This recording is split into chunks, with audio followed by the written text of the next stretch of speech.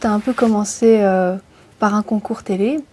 Et c'est mon père qui m'a en quelque sorte poussé à le faire, parce qu'on n'est pas souvent très d'accord l'un l'autre. Et je lui ai dit, oh non, j'arriverai jamais à passer les sélections, et puis non, ce sera trop difficile. Et finalement, il m'a tellement énervée que je me suis dit, bon, chiche, je vais le faire, je vais essayer. Et finalement, au fur et à mesure, j'ai fini par gagner le concours.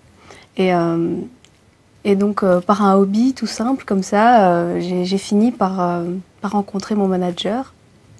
Et donc, c'est devenu beaucoup plus sérieux et c'est là que ça a commencé à démarrer, quoi. C'est vraiment venu quand on a commencé à parler de projet d'album, parce que mon manager m'a présenté à mon producteur qui travaille avec Marc Lavoine, entre autres.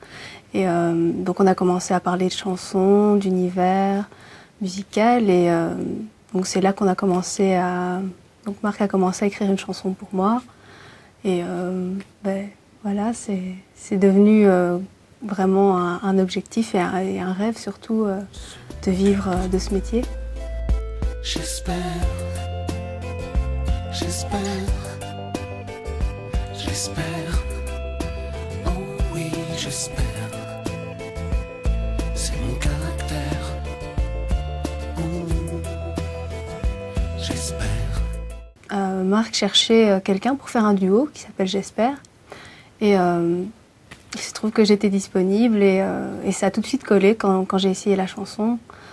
Le message qu'il porte et puis nos deux voix collent assez bien, je crois. Donc c'était vraiment très très chouette. Et je connaissais pas du tout la chanson. Je suis venue comme ça un mercredi et je suis allée en studio et c'est là que la première fois que j'ai écouté la chanson. Et donc on a essayé tout de suite et en une après-midi, c'était fait dans la boîte. On disait oh non, je vais essayer de retrouver ces mots. L'air est la seule chose qu'on partage en frère, mon frère. Je crois que tout le monde a toujours un peu de trac avant de monter sur scène.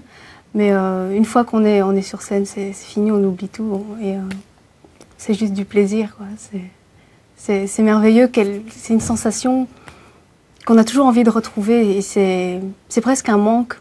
Quand la tournée s'est arrêtée, j'ai plus vraiment fait beaucoup de scènes. Et là, je sentais vraiment que c'était une envie de revenir là-dessus.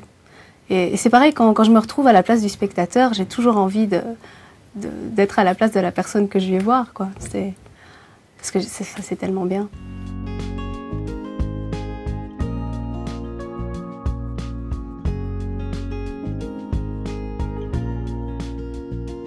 Tell me all about this name that is difficult to say. It was given me the day I was born. Bonjour Vietnam, c'est une chanson très importante, surtout c'est ma première chanson toute seule. Et elle parle vraiment de ce que je suis, ce que je ressens. On parle vraiment du début. Donc Bonjour Vietnam, c'est avant tout, ça parle de mon pays d'origine que je n'ai jamais connu. Il y a un certain manque de ne pas connaître le pays de mes origines, finalement. Et donc je pense que pour vraiment être une personne complète, il faudrait un jour que je puisse y revenir.